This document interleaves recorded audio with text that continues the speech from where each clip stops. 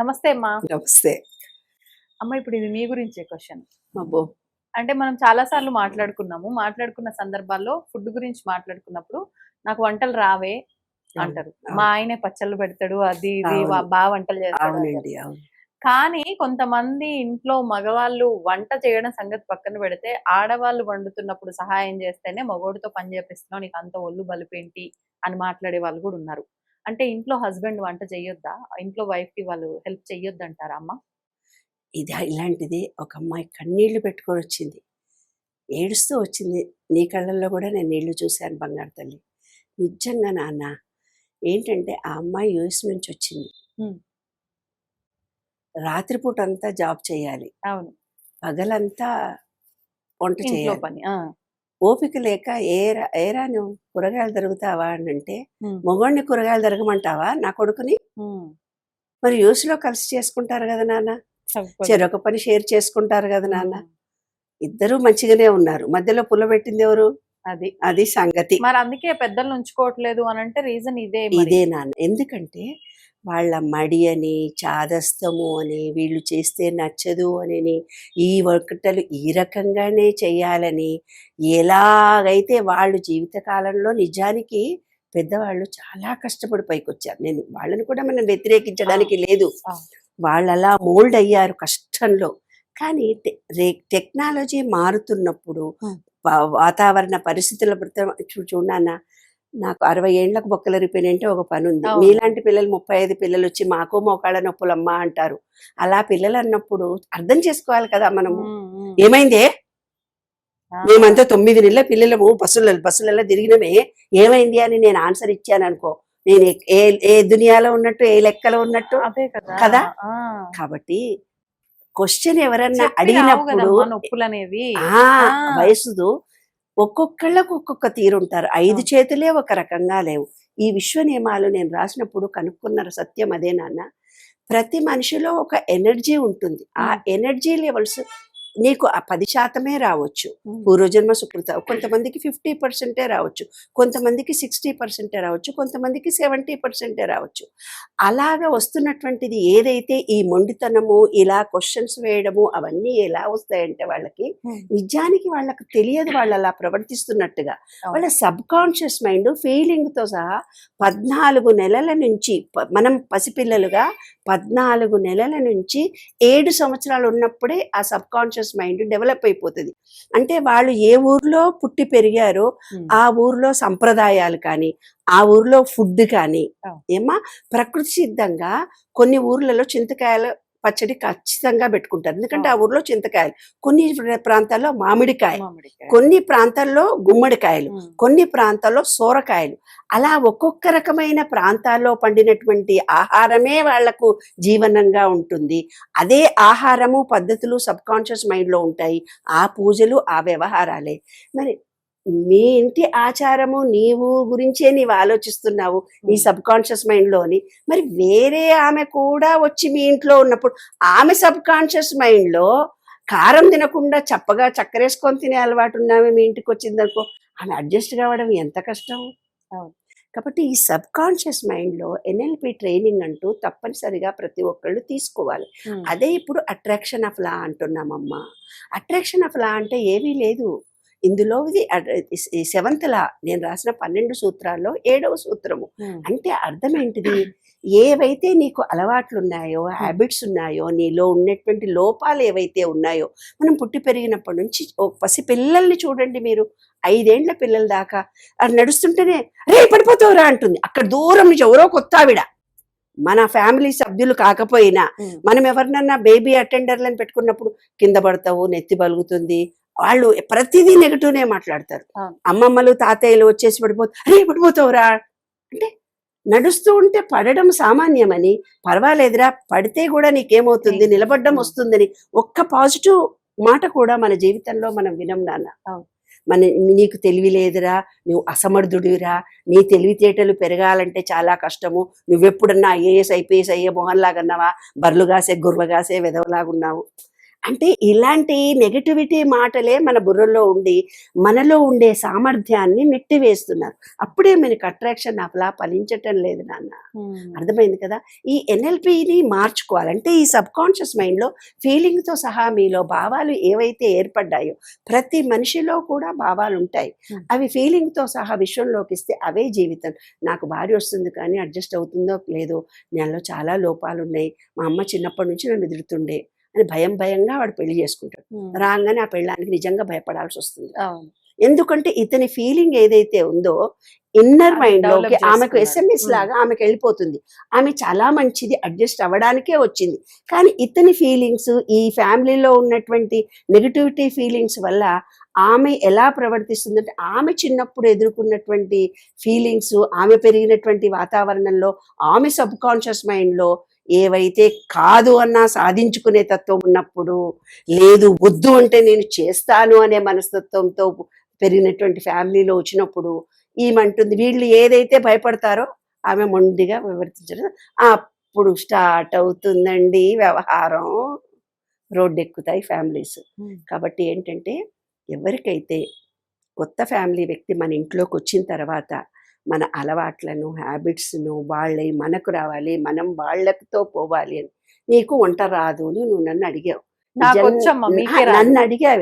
నన్ను అడిగావు నీకు వంట రాదు కదమ్మా అని.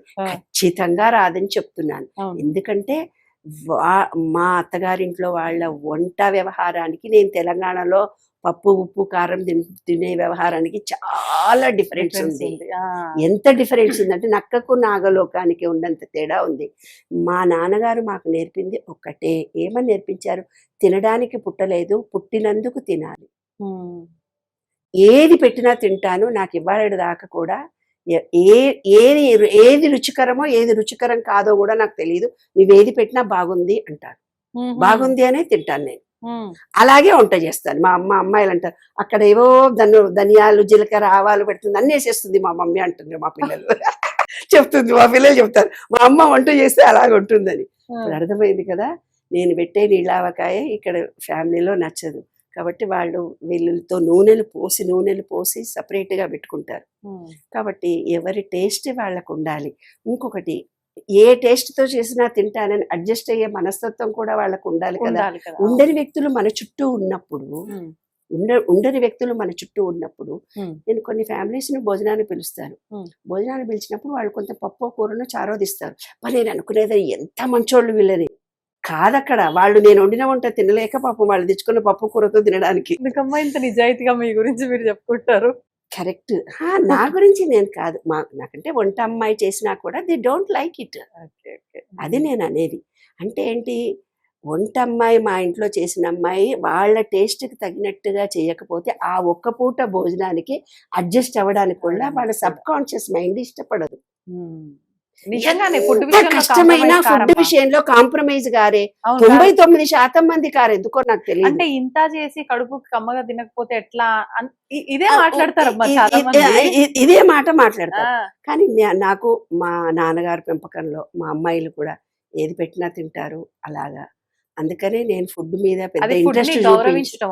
ఫుడ్ ఇలా ఉండాలి అనే టెక్నిక్ల మీద కంటే కూడా ఆధ్యాత్మికంగా నీ మనసులో ఏముందో పుట్ట చీల్చి అడుగడుగున ఏ నరువు ఎలా పనిచేస్తుందో చెప్పగలను. కానీ ఆ వంటలో ఉప్పు కారం సరిపోయిందా అని నన్ను వచ్చి అడుగుతుంది మా ఆయమ్మ వచ్చి. నన్ను అడక్కే బాబు, వేరే వాడు అడగవే బాబు,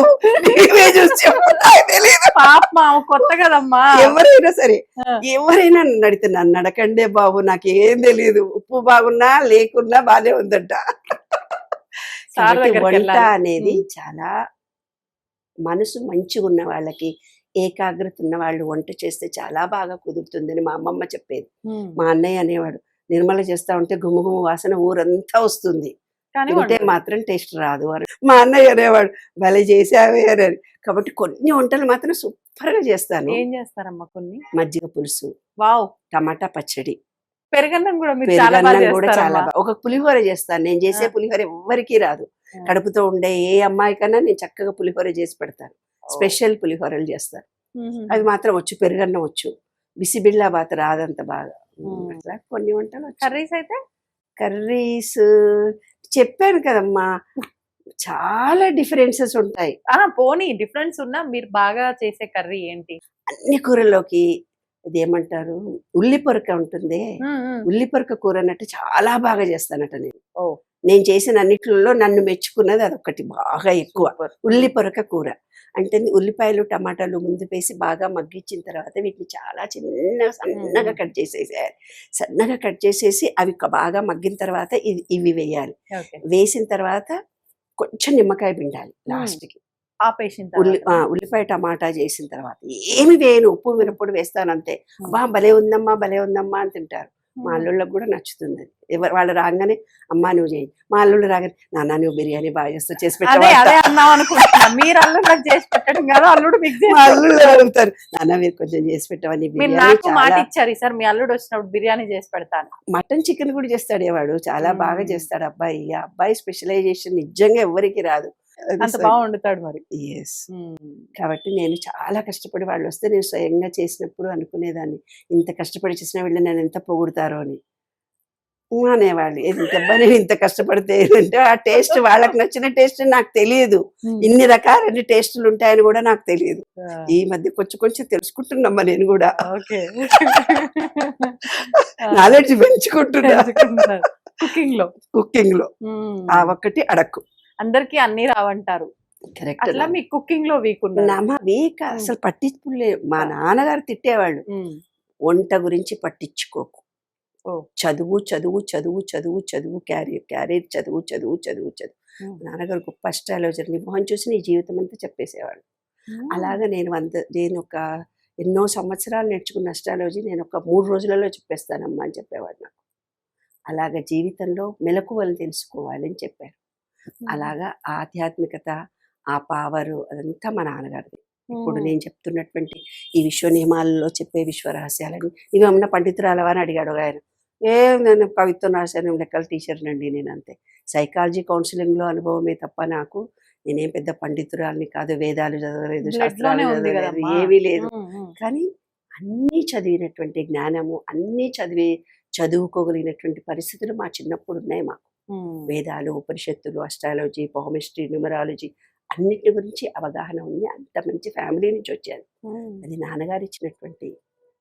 ఏమమ్మా నిజంగా అంటే మీరు పెరుగన్నం కలుపుతాను అంటే ఇప్పుడు నేను ఏదో ఒక సెటైర్ వేసేదాన్ని, కానీ మొన్న మీరు కలిపిన పెరుగన్నం తిన్నా కదా, అసలు ఆ మాట అనలేను నేను. అందుకే అనలేదు. నిజంగా ఎంత అద్భుతంగా నేను మళ్ళీ పోయి నేను ఇంట్లో ట్రై చేసిన నెక్స్ట్ డే, కానీ నాకు రాలేదమ్మా ఆ టేస్ట్ నిజంగా. మజ్జిగ కూడా ఎంత మందికి పంచుతాను, సమ్మర్ అంతా స్పెషల్ గా ఉంటదట నా టేస్ట్, అది ఎవరికి రాదట. ఏవో కొన్ని వచ్చు మరి, దానికన్నా పొగడవే నన్ను. శబాష్ అనొచ్చమ్మా మిమ్మల్ని. Okay, sure, thank you. సంతోషం అమ్మా, నమస్తే. And for more videos, please subscribe to iDream. Please subscribe to iDream. Please subscribe iDream. And please subscribe to iDream. For more videos, subscribe to iDream. please like, share and subscribe to the channel. Congratulations, iDream. Subscribe to iDream. Subscribe to iDream. So subscribe to iDream Media. iDream ki iDream team andarki huge congratulations. Please subscribe iDream Media. Please subscribe to iDream. Subscribe iDream. Please subscribe to iDream. iDream అంటే నా కళల channel subscribe చేసుకున్న నోరు తిరుగుతలేదు, మీరైతే గంట గుర్తు కొట్టండి. For more such videos, please subscribe to iDream.